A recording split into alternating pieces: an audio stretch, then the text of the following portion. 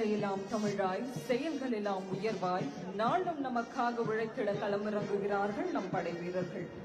எடுப்பான நடையும் எதிரிகளை அழிக்கும் படையும் கொண்டு இதோ நம் பாசறை படை வீரர்கள் மிடுக்கு நடையில் கர்ஜிக்க வருகிறார்கள். வானில் தோன்றும் வானவில் நிறங்களாய் இதோ வரிசை வரிசையாய் அணிவகுக்கும் வீரர்கள். சோதனை எல்லாம் சாதனைகளாக்க பயிற்சி அளிக்கப்பட்டு களம் காண இதோ புறப்பட்டு விட்டார்கள்.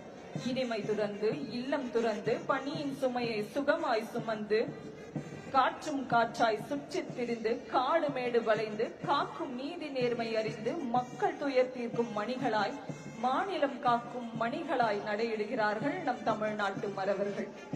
எத்தனை எத்தனை வீரர்களை எடுத்துக் கொடுத்த பூமி இது. அத்தனை பேரும் அன்னை தமிழ்நாட்டை அல்லவா காத்து நின்றார்கள். அலங்கார அணிவகுப்பு கவாத்தின் முதலில் வருகிறது தமிழ்நாடு பேரிடர் மீட்பு படை. வழிநடத்தி வருகின்றார் அணியின் தலைவர் உதவி ஆய்வாளர் திரு ஜான் ஜெயசிங் அவர்கள். அலங்கார கவாத் அணிவகுப்பு மரியாதையை ஏற்றுக்கொள்ளுமாறு மாண்புமிகு தமிழ்நாடு முதலமைச்சர் அவர்களை அன்போடும் பணிவோடும் வேண்டுகின்றோம்.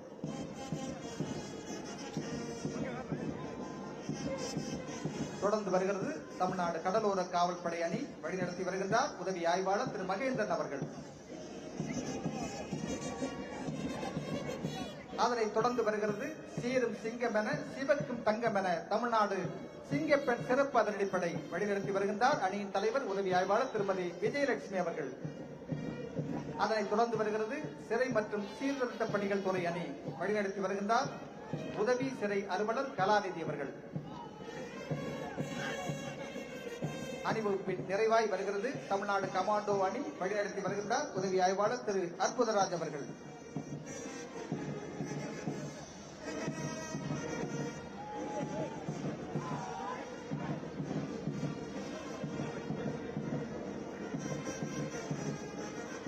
பட்டா பூச்சி என பட நினைத்தால்